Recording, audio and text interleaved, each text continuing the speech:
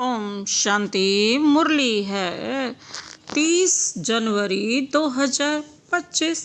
बाप दादा के मधुर महावाक्य। मीठे बच्चे, इस पुरानी दुनिया में कोई भी सार नहीं, इसलिए तुम्हें इससे दिल नहीं लगानी है। इस पुरानी दुनिया में कोई भी सार नहीं है, इसलिए तुम्हें इससे दिल नहीं लगानी है। बाप की याद टूटी तो सजा खानी पड़ेगी। इस पुरानी दुनिया में कोई भी सार नहीं है, इसलिए तुम्हें इससे दिल नहीं लगानी है। बाप की याद टूटी तो सजा खानी पड़ेगी। आज का प्रश्न है, बाप का मुख्य डायरेक्शन क्या है? उसका उल्लंघन क्यों होता है? बाप का मुख्य डायरेक्शन क्या है? उसका उल्लंघन क्यों होता है? बाबा ने उत्तर दिया, बाप का डायरेक्शन है, किसी से सेवा मत लो, क्योंकि तुम खुद सर्वेंट हो, परंतु देह अभिमान के कारण बाप के इस डायरेक्शन का उल्लंघन करते हैं। बाबा कहते, तुम यहाँ सुख लेंगे तो वहाँ का सुख कम हो जाएगा। कई बच्चे कहते हैं, हम तो इंडिपेंडेंट रहेंगे, परंतु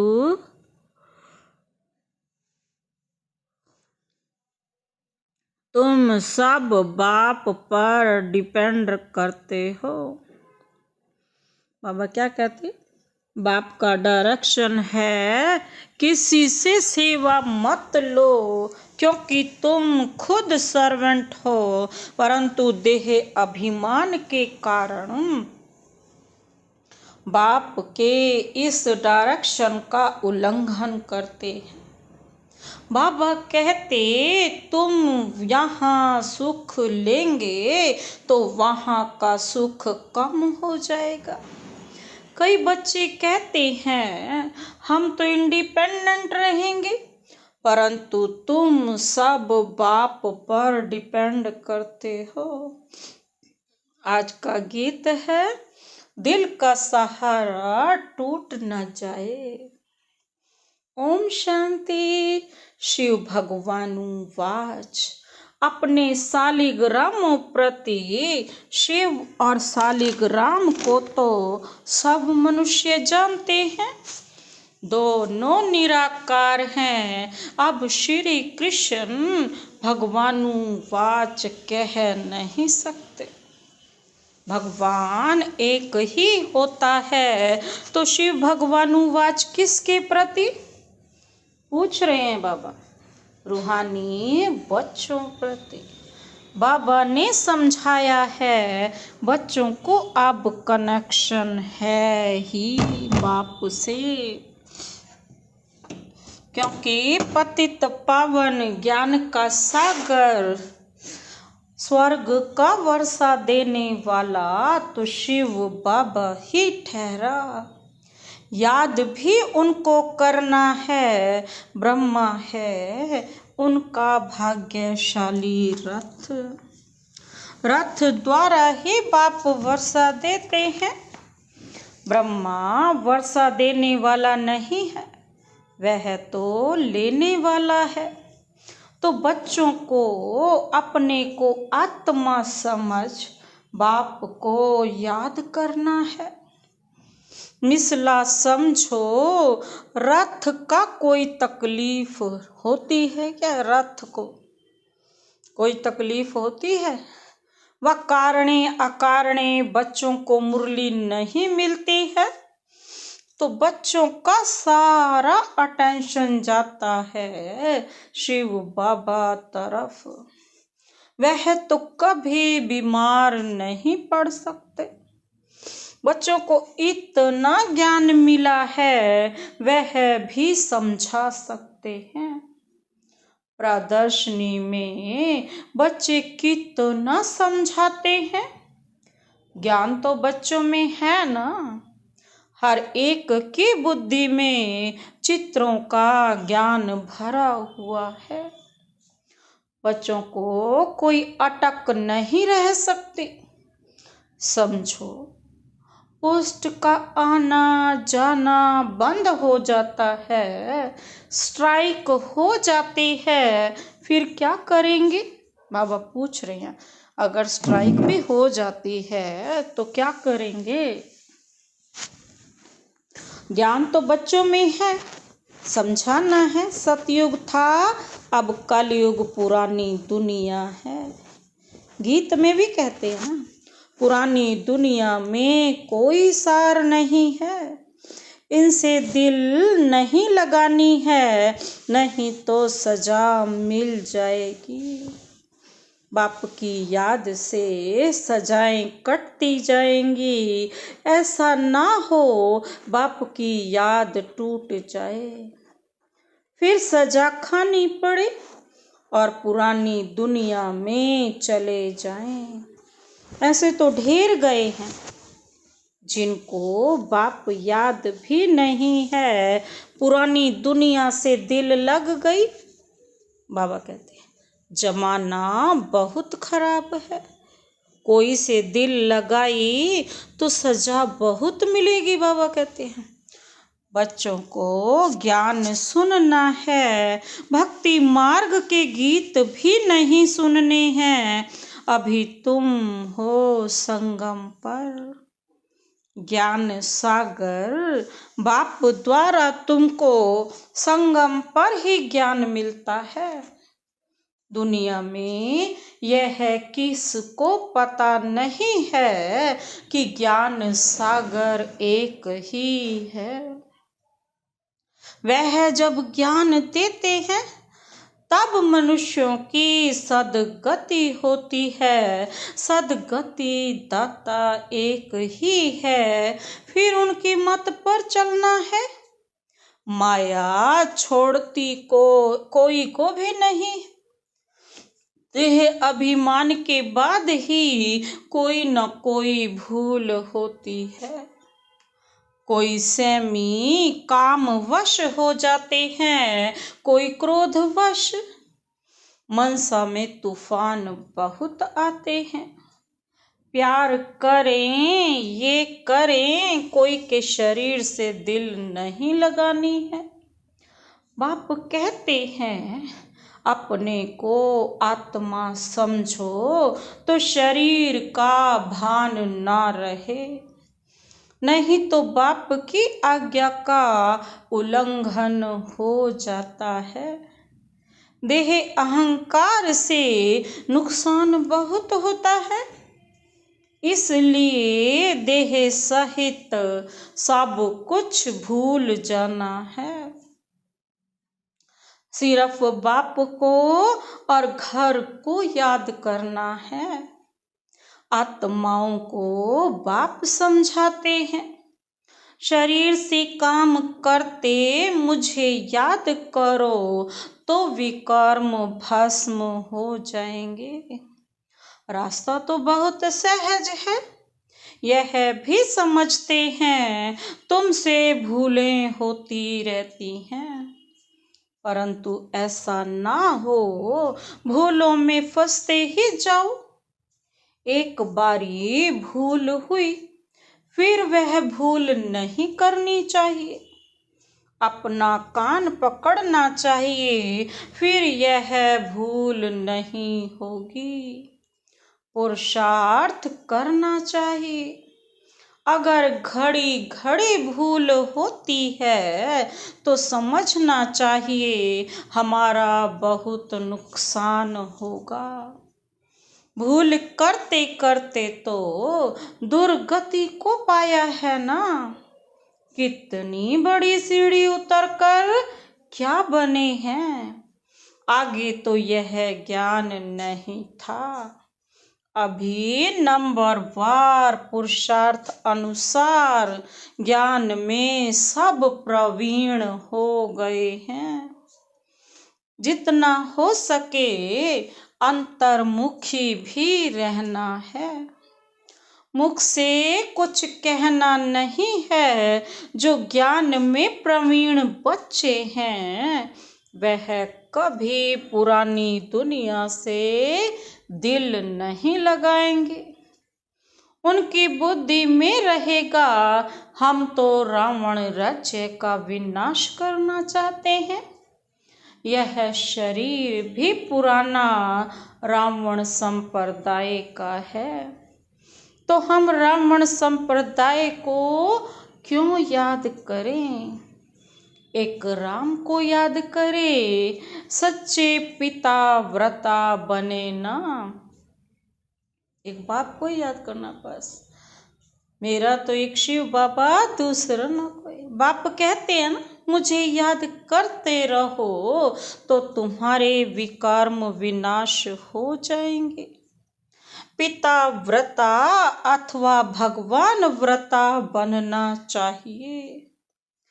भक्त भगवान को ही याद करते हैं कि हे भगवान, आकर हमें सुख शांति का वर्षा दो। भक्ति मार्ग में तो कुर्बान जाते हैं, बलि चढ़ते हैं। यहाँ बलि चढ़ने की बात तो है नहीं। बाबा कहते हम तो जीते जी मरते हैं, गोया बलि चढ़ते हैं। यह है जीते जी बाप का बनना, क्योंकि उनसे वर्षा लेना है, उनकी मत पर चलना है, जीते जी बलि चढ़ना।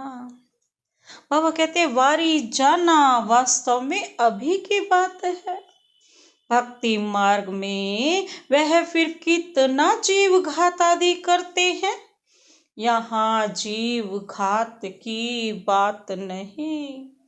बाप कहते हैं अपने को आत्मा समझो, बाप से योग लगाओ, देह अभिमान में नहीं आओ। उठते बैठते बाप को याद करने का पुरुषार्थ करना है। 100% बाप तो कोई हुआ ही नहीं है। बाबा कहते 100% तो बाप कोई हुआ ही नहीं है। बाबा क्या कहते 100% तो कोई बाप हुआ ही नहीं, नीचे ऊपर होते रहते हैं।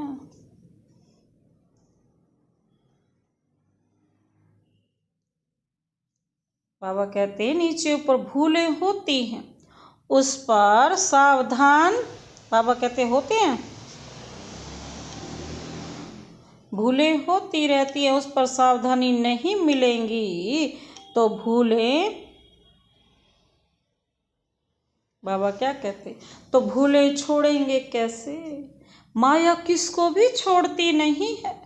कहते हैं बाबा हम माया से हार जाते हैं, पुरुषार्थ करते भी हैं, फिर पता नहीं क्या होता है। हमसे इतनी कड़ी भूलें पता नहीं कैसे हो जाती हैं।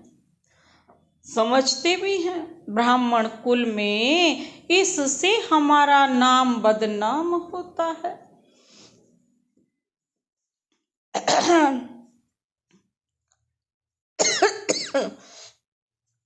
बाबा कहते इससे हमारा नाम बदनाम होता है।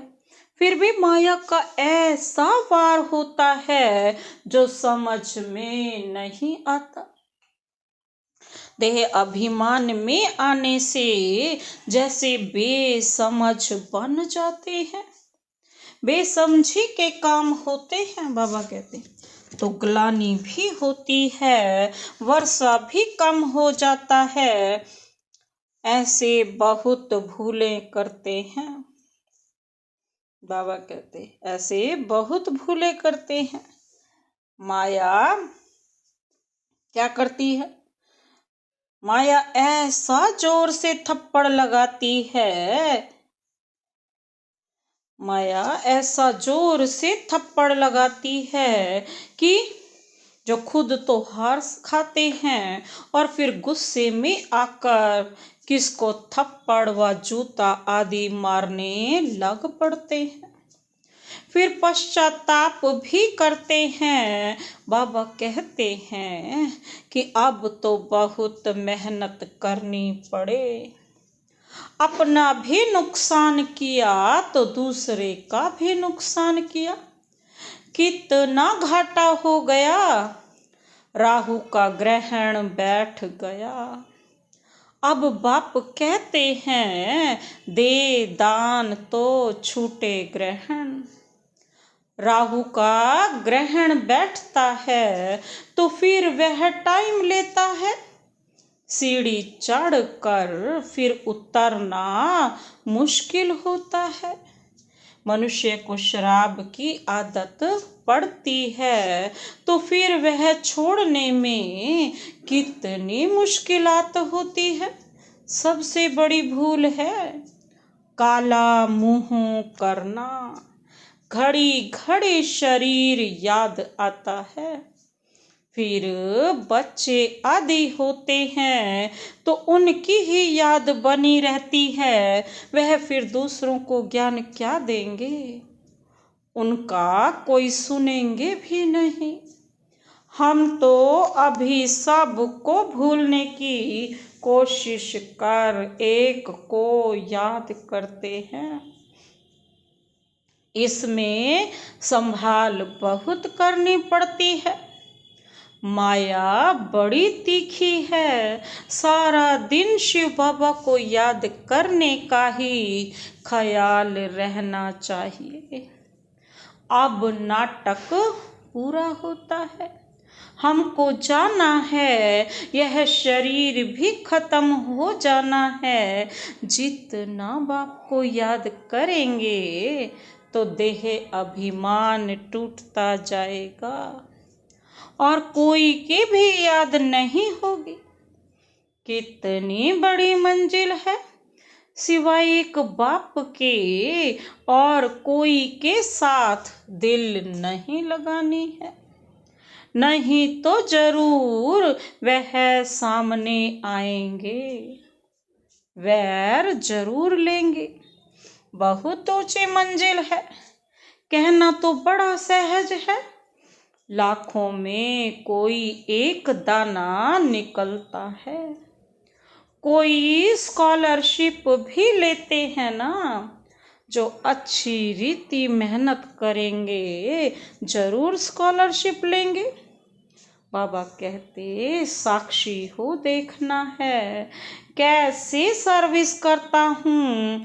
बहुत बच्चे चाहते हैं जिस्मानी सर्विस छोड़ इसमें लग जावें, परंतु बाबा सरकमस्टांस भी देखते हैं। अकेला है, कोई संबंधी नहीं है तो हर्जा नहीं। फिर भी कहते हैं नौकरी भी करो, यह सेवा भी करो। नौकरी में तो बहुतों के साथ मुलाकात होगी। तुम बच्चों को ज्ञान तो बहुत मिला हुआ है, बच्चों द्वारा भी बाप बहुत सर्विस कराते रहते हैं। कोई में प्रवेश कर सर्विस करते हैं, सर्विस तो करनी ही है ना। जिनके माथे मामला वो कैसे नींद करे। शिव बाबा तो है ही जागती ज्योत। बाप कहते हैं मैं तो दिन रात सर्विस करता हूँ, थकता शरीर है, फिर आत्मा भी क्या करे, शरीर काम नहीं देता है। बाप तो अथक है ना, वह है जागती ज्योत, सारी दुनिया को जगाते हैं, उनका पार्ट ही वंडरफुल है। जिसको तुम बच्चों में भी थोड़े जानते हैं। कालों का काल है बाप, उनकी आज्ञा नहीं मानेंगे तो धर्म राज से डंडा खाएंगे। बाप का मुख्य डायरेक्शन है, किसी से सेवा मत लो। परंतु देह अभिमान में आकर बाप की आज्ञा का उल्लंघन करते हैं। बाबा कहते तुम खुद सर्वेंट हो, यहाँ सुख लेंगे तो वहाँ सुख कम हो जाएगा। आदत पड़ जाती है तो सर्वेंट बिगड़ रह नहीं सकते हैं। कई कहते हैं हम तो इंडिपेंडेंट रहेंगे, परंतु बाप कहते हैं डिपेंड रहना अच्छा है। तुम सब बाप पर डिपेंड करते हो, इंडिपेंडेंट बनने से गिर पड़ते हैं। तुम सब डिपेंड करते हो शिव बाबा पर, सारी दुनिया डिपेंड करती है। तब तो कहते भी है ना, कैसे कहते हैं, पुकारते हैं हे पतित पावन आओ। उनसे ही सुख शांति मिलती है, परंतु समझते नहीं हैं। यह भक्ति मार्ग का समय भी पास करना ही है। जब रात पूरी होती है तब बाप आते हैं। 1 सेकंड का भी फर्क नहीं पड़ सकता। बाप कहते हैं मैं इस ड्रामा को जानने वाला हूँ। ड्रामा के आदि मध्य अंत को और कोई भी नहीं जानते। सतयुग से लेकर यह ज्ञान प्राय लोप है। अभी तुम रचयिता और रचना के आदि मध्य अंत को जानते हो। इसको ही ज्ञान कहा जाता है, बाकी सब है भक्ति। बाप को नॉलेजफुल कहते हैं, हमको वह नॉलेज मिल रही है। बच्चों को नशा भी अच्छा रहना चाहिए,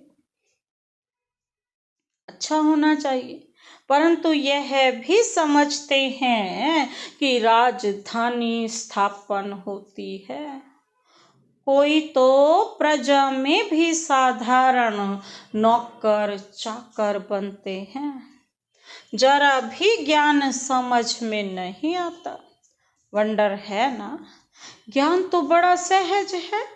84 जन्मों का चक्र अब पूरा हुआ है। अब जाना है अपने घर। हम ड्रामा के मुख्य एक्टर्स हैं, सारे ड्रामा को जान गए हैं। सारे ड्रामा में हीरो हीरोइन एक्टर हम हैं। कितना सहज है, परंतु तकदीर में नहीं है तो तदबीर भी क्या करें। पढ़ाई में ऐसा होता है, कोई ना पास हो जाते हैं। कितना बड़ा स्कूल है, राजधानी स्थापन होनी है। अब जितना जो पढ़ेंगे बच्चे जान सकते हैं हम क्या पद पाएंगे।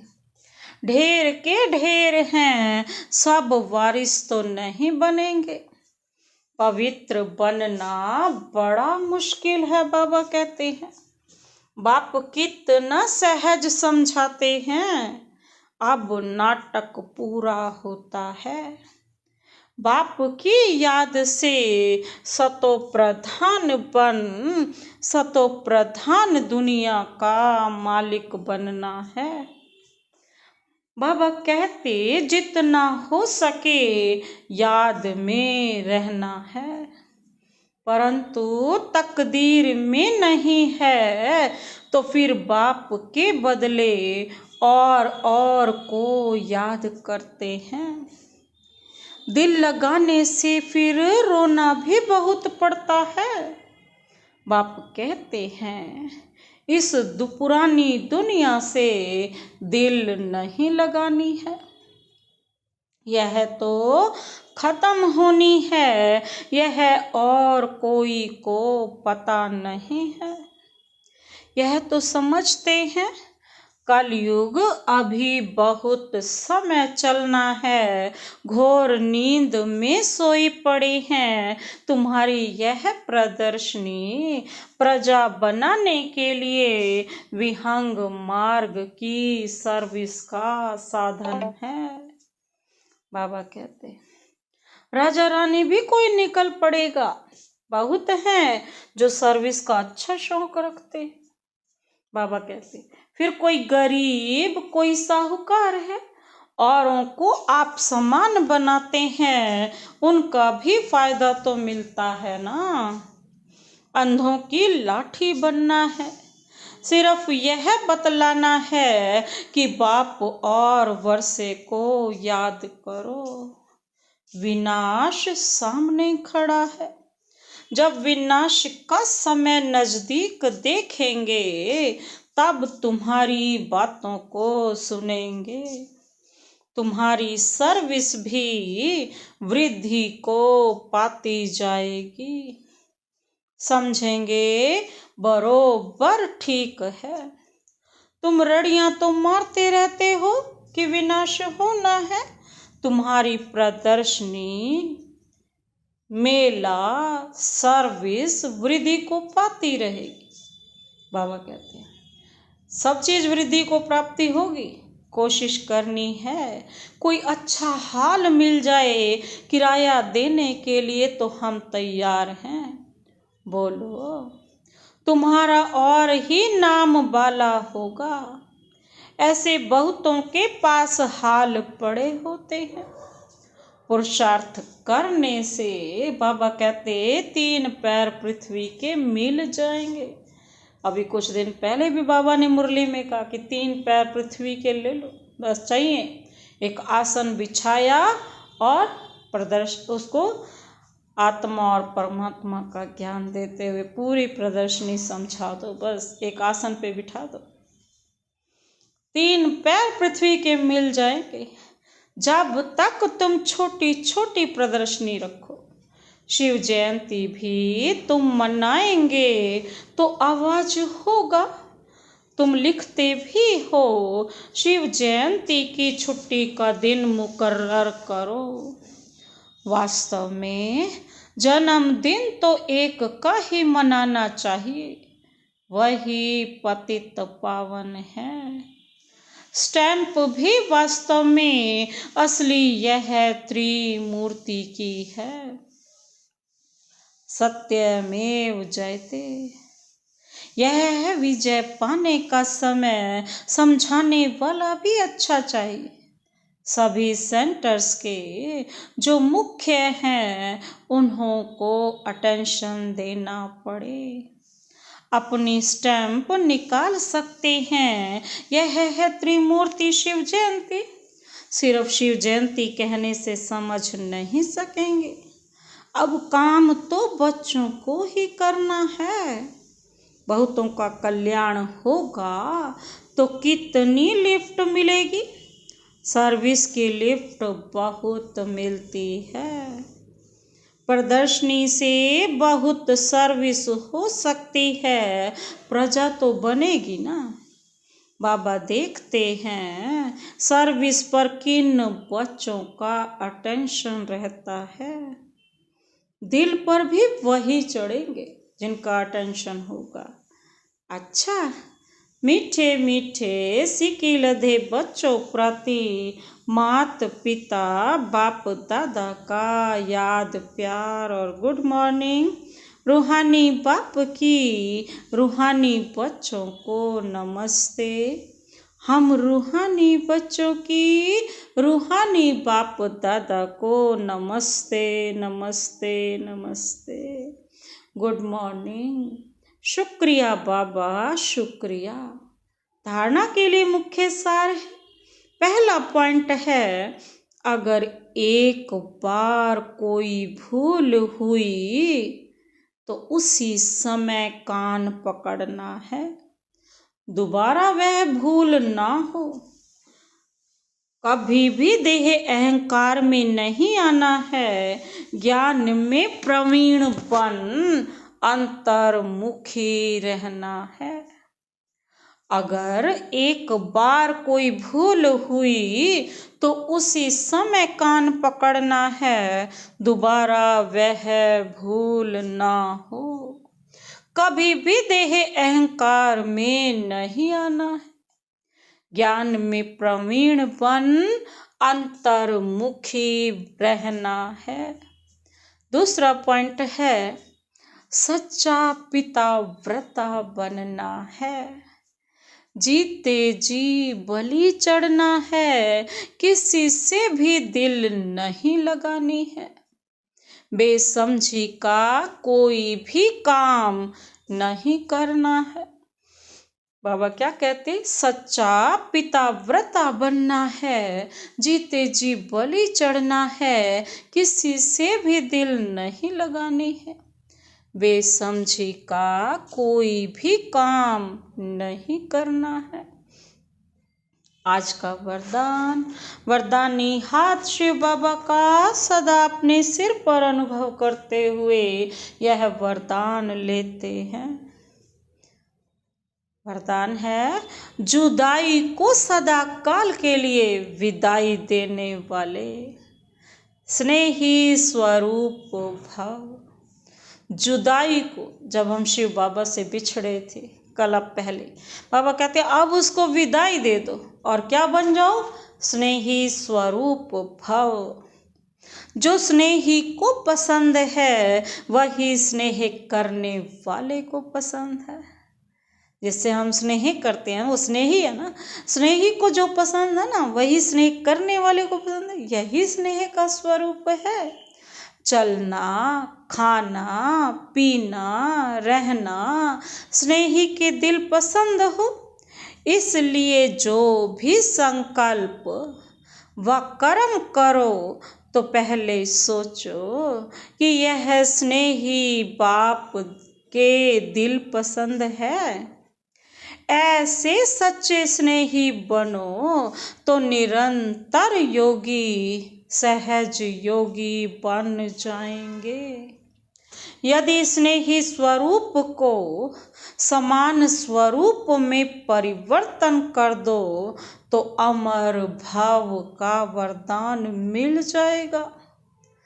स्नेह का स्वरूप बिल्कुल उसके समान बन जाओ तो बाबा कहते क्या बन जाओगे, अमर भाव का वरदान मिल जाएगा और जुदाई को सदा काल के लिए विदाई मिल जाएगी। स्नेह के सागर से स्नेह लगा लो, स्नेह के सागर के समान बन जाओ तो क्या बन जाओगे, अमर, और जुदाई को सदा काल के लिए विदाई मिल जाएगी।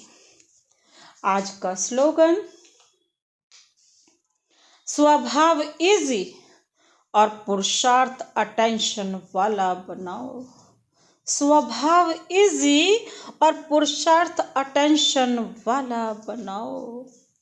अव्यक्त इशारे हैं, अपनी शक्तिशाली मनसा द्वारा साकाश देने की सेवा करो। जैसे बीज में सारा वृक्ष समाया हुआ, ऐसे संकल्प रूपी बीज में सारे वृक्ष का विस्तार समा जाए, तब संकल्पों की हलचल समाप्त होगी। जैसे आजकल दुनिया में राजनीति की हलचल, वस्तुओं के मूल्य की हलचल, करेंसी की हलचल, कर्म भोग की हलचल, धर्म की हलचल, राजनीति की हलचल, वस्तुओं के मूल्यों की, करेंसी की, कर्म भोग की, धर्म की हलचल बढ़ती जा रही है ना। उस हलचल से स्वयं को व सर्व को बचाने के लिए मन बुद्धि को एकाग्र करने का अभ्यास करते साकाश देने की सेवा करो। अच्छा, ओम शांति।